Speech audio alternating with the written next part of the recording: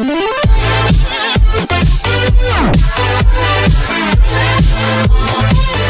day! Our lesson for today is all about solving logarithmic equations and inequalities. In this video, students will be able to: number 1, distinguish logarithmic function, logarithmic equation, and logarithmic inequality. Second one is apply basic properties of logarithms and laws of logarithm. And lastly, solves logarithmic equations and inequalities. The first one is the logarithmic functions. So when we say logarithmic functions, it is a function of the form f of x is equal to the logarithmic of x with base b such that b is greater than 0 and b is not equal to 1. Pag sinabi nating logarithmic function, we're using in terms from this f of x or equivalent to y. For example of logarithmic function is f of x is equal to the logarithm of x minus 4 with base 2. Another one is y is equal to the logarithm of 2x with base 5. Another example of logarithmic functions is f of x is equal to the logarithm of 2x with base 5. That's why this is an example of logarithmic function. How about logarithmic equations? Paano naman masasabi if this is a logarithmic equation? Sabi daw, it is an equation involving logarithms. So from the word equations, so we are using the symbol of equal. So for example, the logarithm of 4 with base 2 is equal to logarithm of x with base 2. Another one is the logarithm of n plus 3 with base 4 is equal to 2. Next one is the logarithm of x plus 3 with base 3 is equal to 2. Basta pag meron kayo nakikitang symbol na equal, that's why they are logarithmic equations. How about logarithmic inequality? Sabi daw, it is an inequality involving logarithms. So, in logarithmic inequality, so lahat ng klase ng inequality symbol ay magagamit dito.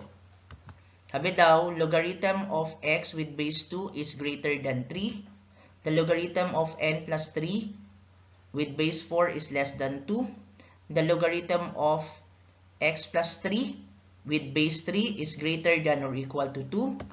And last example is the logarithm of x with base 4 is less than or equal to 0. Lahat ng symbol ng inequality, masasabi natin that is a logarithmic inequality. Let us discuss about the basic properties of logarithm. The first one is the logarithm of b with the base b is equal to 1. For example, the logarithm of 3 with base 3 is equal to 1. How about the another properties is the logarithm of 1 with base b is equal to 0. Kasi diba sabi daw kapag ang b raised to 0 is equivalent to 1 kapag tinransform natin to into exponential form. An example is the logarithm of 1 with base 3 is equal to 0. Another properties is the b raised to logarithm of x with base b is equal to x. Example is 5 logarithm of 10 with base 5 is equal to 10. And the last property is the logarithm of b raised to x with base b is equal to x. So the example is the logarithm of 2 raised to 4 with base 2 is equal to 4. That is the basic properties na pwede ninyong ma-encounter mamaya pag nagsosolve tayo ng exponential equations and inequalities. How about the laws of the logarithm? They have 3 laws. The first one is the product law. Sabi daw, the logarithm of mn with the base of b is equal to, kapag product law, ang ginagawa dyan ay nagiging sum yung kanyang operation. So, pinaghihiwalay lang natin tong mn kapag product laws. That's why is equivalent of the logarithm of m with the base b plus the logarithm of n with the base b. So, kinokopya yung same base, then pinaghihiwalay lang yung m at saka n. For example, the logarithm of 6n with base 2 is equal to, hiwalay mo tong 6, so logarithm of 6 with base 2 plus, tandaan pag product law, pag magkatabi yung dalawang constant and variables or dalawang variables, laging ang operation ay plus.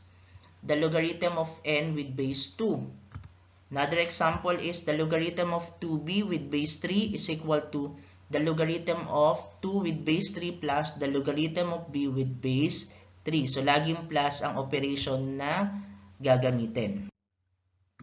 How about the quotient law? Pag quotient law naman, so from the word quotient, so gumagamit tayo ng divide. So, the logarithm of m over n with the base b is equal to, kapag quotient law naman, instead na plus, ang ginagamit natin ay minus. So, magiging paghihiwalayin nyo lang din to. So, the logarithm of m with base b minus the logarithm of n with base b. For example, the logarithm of 6 over n with base 2 is equal to, so pag pinaghiwalay nyo ulit, the logarithm of 6 with base 2 minus the logarithm of n with base 2. Laging pinaghihiwalay lang, tapos dahil quotient law siya, so minus ang gagamitin. Then another one is the logarithm of 2 over b with base 3 is equal to the logarithm of 2 with base 3 minus the logarithm of b with base 3. And last one is the power law. So kung mapapansin nyo, the logarithm of m raised to n with base b. So mangyayari dyan, yung dating exponent ni m, ilalabas nyo siya, gagawin siyang whole number, and then copy the logarithm with base b, m. So ang ilalabas nyo lang lagi ay yung kanyang exponent. For example, the logarithm of m cubed with a base of 2, si 3, yung exponent, labas mo lang. Then, kopyahin mo na uli yung dalawa. So, the logarithm of n with base 2. Another one is the logarithm of x squared with a base of 3. Labas mo si 2. Tapos, copy logarithm of x with base 3. Paano kapag ganito naman? The logarithm of 2m cubed with base 2. So, ang gagawin mo dyan, apply mo muna yung apply mo muna yung product law kasi magkatabi sila, so addition. So, the logarithm of 2 with base 2 plus 3, kasi nga yung exponent niya na 3 nilabas, applying the power rule, she's 3, the logarithm of m with the base of 2. How about this? Ito. So, ang gagawin nyo muna dyan ay apply nyo muna yung kanyang quotient. That's why, is equal to logarithm of 4x squared with a base of 2 minus the logarithm of yz with a base of 2. Pinaghiwalay muna itong dalawa. Next one is, ito naman. Apply mo dyan yung product, which is logarithm of 4 with a base of 2 plus the logarithm of x squared with a base of 2. Then, ganun din dito, apply mo din yung product minus the logarithm of y with base 2 plus the logarithm of z with base 2. Meron pa tayong isi-simplify ito kasi from the power rule. So, mangyayari dyan is the logarithm of 4 with a base of 2 plus, apply yung exponent ay ilalabas. Then, logarithm of x with base 2 minus, kopyahin mo lang lahat yan, logarithm of y with base 2 plus logarithm of z with base 2. Tandaan, laging apply lang lagi yung tatlong laws. How about in solving logarithmic equations? They have strategies for solving logarithmic equations. The first one is using the one-to-one property of logarithmic function. The second one is rewriting to exponential form and using logarithmic properties and the zero factor property. If AB is equal to 0, then A is equal to 0 or B is equal to 0. Let us have an example. Solve logarithm x plus 3 with base 5 is equal to logarithm of 22 with base 5. So what we're going to do, kung mapapansin nyo, parehas sila ng logarithm with base na 5. So kapag parehas sila, so what we're going to do ay ibaba mo na itong x plus 3 at saka 22. Kaya x plus 3 is equal to 22 and then simplify. So from positive, pag nilipat mo sa kabila, so magiging negative 3. So 22 minus 3 is positive 19. Kung gusto mong i-check kung tama, so substitute lang natin yung x. So 19 plus 3. So logarithm of 22 with the base of 5 is equal to the logarithm of 22 with the base of 5. Check. Another example, solve logarithm of x plus 8 with base 5 is equal to 3. So kung mapapansin nyo, so walang logarithm yung kabila. So ang una nyo gagawin ay transform into exponential form. Transform nyo siya, 5 cubed is equal to x plus 8. Then simplify. 5 cubed is 125 is equal to x plus 8. Then combine from positive, magiging negative 8.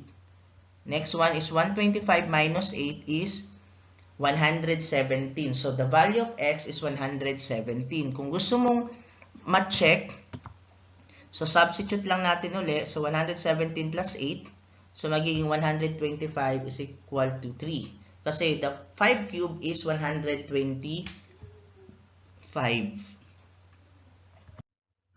Another, the logarithm of 16 with base x is equal to 2. So, dahil wala siyang logarithm sa kabilang side, so ganun uli, transform into exponential form, x squared is equal to 16. Tapos get the square root both side para ma-cancel natin to. Cancel. So, magiging x, and then the square root of 16 is positive or negative 4. Now, kailangan nating malaman kung alin sa dalawang value ng x yung magiging solution set. So, substitute natin.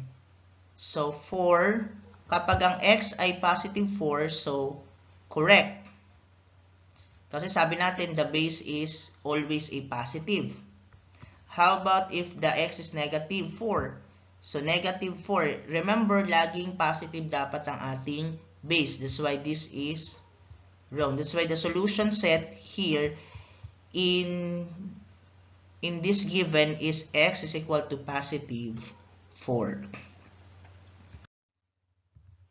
Another example, solve logarithm of 9x with base 3 minus the logarithm of x minus 8 with base 3 is equal to 4.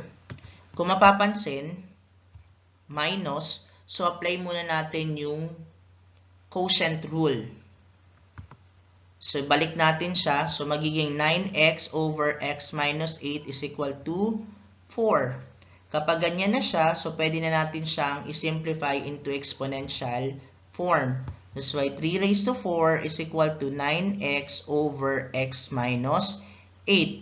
Then, simplify yung 3 to the 4th power is 81 is equal to 9x over x minus 8. Then simplify by applying cross multiplication.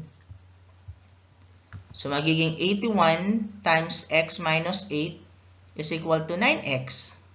Then simplify 81 times x, then 81 times negative 8. So that's why the answer is 81x minus 648 is equal to 9x. Next one is, itong 9x, lipat mo sa kabila. So, from positive, magiging negative. Tapos, itong negative 648, lipat mo sa kabila. So, from negative, magiging positive 648. So, 81x minus 9x, the answer is 72x over, equal to 648. So, tapos, para matanggal yung 72 kay x, divide both side by 72. Then, cancel. So, matitira na lang ay x is equal to 9 kasi 648 divided by 72 is 9. So, this is the final answer. How about in property of logarithmic inequality, or how about in solving logarithmic inequality? So, the property is, sabi daw, if b is greater than 0 but b is less than 1, then x sub 1 is less than x sub 2 if and only if the logarithm of x sub 1 with base b is greater than to the logarithm of x sub 2 with base b. Kapag yung b ay greater than 0 but b is less than 1, ibig sabihin kailangan nating i-reverse yung kanyang inequality symbol. For example, greater than. So gagawin nating less than. If b is greater than 1, kapag yung base naman natin is greater than 1, then x sub 1 is less than x sub 2 if and only if the logarithm of x sub 1 with base b is less than the logarithm of x sub 2 with base b. So kapag ang base naman natin is greater than 1, so automatic retain natin yung inequality symbol. Kung ang inequality symbol ay greater than, so greater than pa din. So let us have an example. Solve logarithm of x with base 3 is less than or equal to 5. So ang una nyong gagawin muna dyan is we need to identify kung ang base ba natin is greater than 1. Kung mapapansin, yung base natin is 3 which is greater than 1, so walang magpapalit ng inequality symbol. So less than or equal to is retained. Next one is kunin natin yung value nitong x, which is x is greater than 0. Laging greater than 0. Next one, let us solve from this logarithm. So transform natin into exponential form. That's why x is less than or equal to 3 raised to 5. That's why x is less than or equal to 243. Sabi daw, ang value natin is less than or equal to 243 and x is greater than 0. So, pwede nga maging sagot is nasa in-between ng x is greater than 0 and x is less than or equal to 243. Less than or equal to 243 and x is greater than 0. Or in the solution set or in the interval notation, 0 from 0 to 243. Bakit daw naka-bracket to? Kasi 243 is included from the symbol of less than or equal to. Another one is solve the logarithm of x plus 8 is with the base of 6 is less than or equal to 2. So again, tingnan muna natin kung ang base by greater than 1 or less than 1. So b, our base is greater than 1 kasi this is 6. So, and then after that, identify your x plus 8 is greater than 0. Then, x plus 8 is greater than 0. Lipat mo tong positive 8 sa kabila. So, from positive 8, magiging negative 8. So, that's why x is greater than negative 8. So, pwedeng possible value is greater than negative 8. So, let us start. So, again, this logarithm transform into exponential form. That's why the exponential form is x plus 8 is less than or equal to 6 squared. Then, simplify. So, x plus 8 is less than or equal to 6 squared is 36. Then, combine. From positive 8, lipat mo magiging negative 8. So, x is less than or equal to positive 28. So, dahil greater than negative 8 yan, so, magiging interval natin is x is greater than negative 8 and x is less than or equal to 28. Dahil magkaiba kasi sila, so kaya magkakaroon tayo ng interval. Or, by using of the interval notation, negative 8 and 28. Bakit daw bracket uli? Kasi 28 is included.